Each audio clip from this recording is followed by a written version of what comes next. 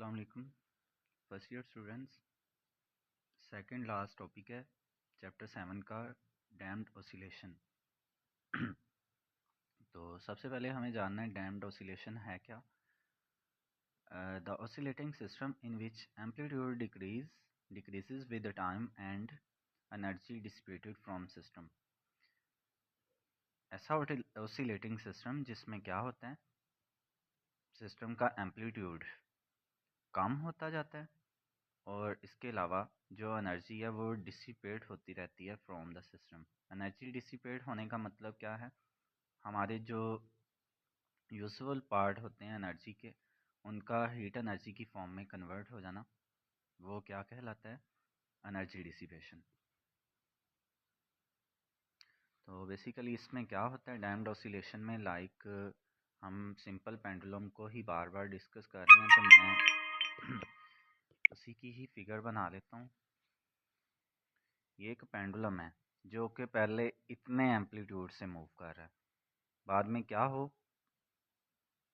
Damping की वजह से इसका एम्पलीट्यूड इतना कम हो जाए, फिर और कम हो कम कम होते होते एम्पलीट्यूड हो जाए ज़ीरो।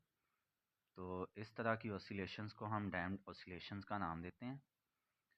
तो डैम्प्ड ऑसिलेशन की अगर हम एग्जांपल की बात करें तो जो शॉक ऑब्जॉर्बर होते हैं, बाइक्स के जो शॉक होते हैं, उनमें बेसिकली ऐसे ही हो रहा होता है। जब भी कोई बाइक किसी भी स्पीड ब्रेकर वगैरह से गुज़रती है तो क्या होता है, एक दफ़ा तो जो स्प्रिंग होते हैं शॉक अब्जॉर्बर में, उनमें बहुत ज़्यादा एम्पलीट्यूड के साथ ऑसिलेशंस होती हैं और वो ग्रेजुअली कम होते होते एम्पलीट्यूड को ज़ीरो कर देती हैं।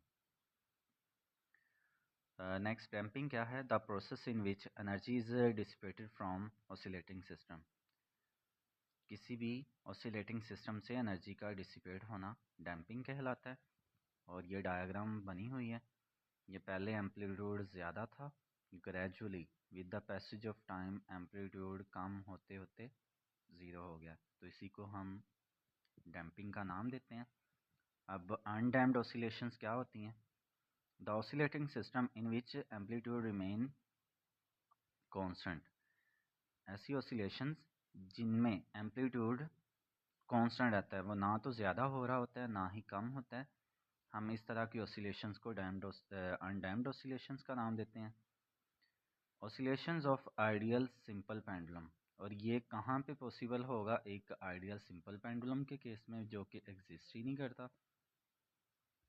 इसकी अगर हम फिगर की बात करें तो मीन पोजीशन से यहाँ तक एम्पलीट्यूड, फिर मीन से डाउनवर्ड एम्पलीट्यूड, अगली ऑसिलेशन में भी ये सेम रहे, उससे अगली जितनी भी ऑसिलेशंस परफॉर्म करता जाए आइडियल पेंडुलम, जो एम्पलीट्यूड है वो सेम रहे, तो हम इस तरह की ऑसिलेशंस को डैम्प्ड ऑसिलेशंस का नाम देंगे। लास्ट टॉपिक है इसका चैप्टर 7 का, sharpness of resonance.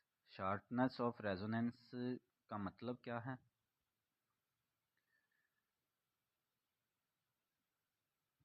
The amplitude will be large when damping is small. तो डैम्पिंग क्या होती है, मैंने अभी आपको बताया, डैम्पिंग में जो एम्पलीट्यूड है वो डिक्रीज़ होता जाता है। तो जब डैम्पिंग बहुत कम होगी, मींस एनर्जी बहुत कम डिसिपेट हो रही होगी, तो एम्पलीट्यूड ज़्यादा होगा। इसी तरह damping prevents amplitude from becoming sufficiently large. तो ये जो डैम्पिंग है ये क्या करती है, एम्पलीट्यूड को बहुत ज़्यादा लार्ज होने से प्रिवेंट करती है, बचाती है। एम्पलीट्यूड डिक्रीजेज रैपिडली, एम्पलीट्यूड बहुत ही तेज़ी से कम होता है at frequency slightly different from resonance frequency. तो रेजोनेंस क्या होती है उसके बारे में हमने कल पढ़ा था। Amplitude as well as sharpness both depends upon damping. तो ये मैंने रिलेशन भी लिखा हुआ है, एम्पलीट्यूड जितना ज़्यादा होगा शार्पनेस भी उतनी ही ज़्यादा होगी। शार्पनेस बेसिकली होती क्या है, ये जो वेव्स होती हैं इनकी पीक्स का तेज़ तेज़ बनना, ये क्या कहलाता है, शार्पनेस।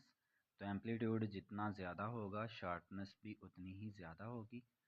मींस एम्पलीट्यूड और शार्पनेस एक दूसरे के डायरेक्टली प्रोपोर्शनल है, लेकिन डैम्पिंग जो है इन दोनों की इन्वर्सली प्रोपोर्शनल है।